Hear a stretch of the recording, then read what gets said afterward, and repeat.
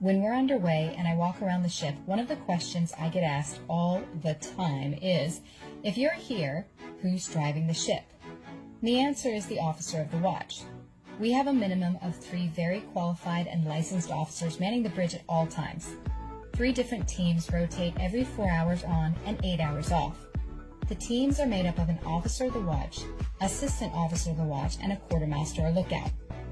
The terms steering, navigating, maneuvering, or just to keep it in layman's term, driving is used. There are several different methods that we use to quote-unquote drive. The first, and what everyone is interested in, is always the ship's wheel or helm. Surprising to most, it's smaller than the wheel in your car. It doesn't have to be the gigantic wooden wheel with spokes of back in the day, because today everything is electronically linked. It's still made out of wood though, at least on the edge. The wheel is usually used when we pick up the pilot until we're close to the pier, and then again after we've left the pier until we drop the pilot off. A smaller version of the wheel is, you guessed it, called the mini wheel. It's the same idea as the helm.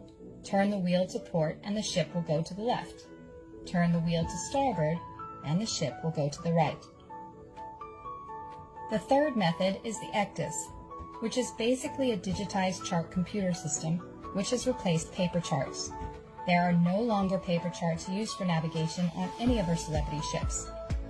In the ectus system, we can plan a specific route, double check it and make sure that it doesn't pass over any land, and when we engage the system, the computer will keep us on the red dotted line or track plus or minus 5 meters at all times. Because it's so precise and the ship is constantly adjusting to stay on the track, it means that it's not the most fuel-efficient option. For that reason, we tend to use the autopilot more often. The officer of the watch puts in the heading they want to steer, and the ship will maintain that heading. But the wind and the currents could affect the actual course by pushing the ship further away from the track, so the officer of the watch must monitor it to ensure that we're still on the intended track that we want to be. Once we get to a port, that's when the real fun begins. Most people assume that the pilot does the docking and undocking of the ship. The pilot's role in navigation on board comes up frequently. We take pilots coming and going from the ports of call. When the ship is approaching a port, we open the same shell door on the side of the ship, usually around where the gangway is located, and we put out a ladder and the pilot climbs on. We bring them up to the bridge, give them a briefing on the status of the ship, and make them part of our team.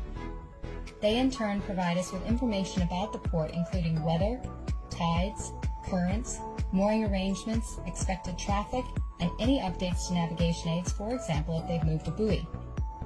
Once we're alongside, the pilot will disembark and then come back again just before departure. The pilot boat will follow the ship out and take the pilot off safely after we've left the pier and past the sea buoy.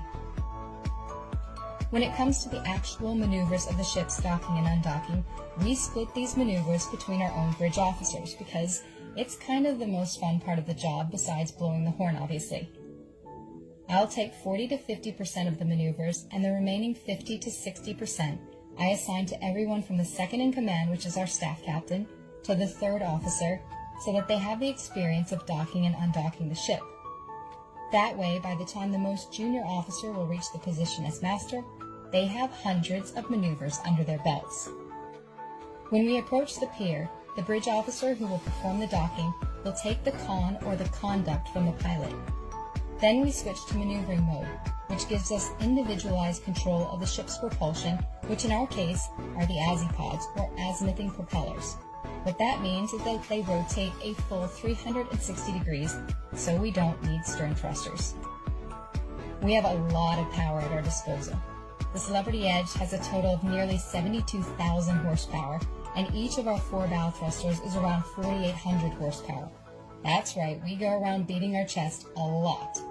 It also means that we don't need tugs to assist unless the weather is really not cooperating, with excessive winds usually above 35 knots on the side of the ship. That's when we'll take a tugboat because it's affordable insurance.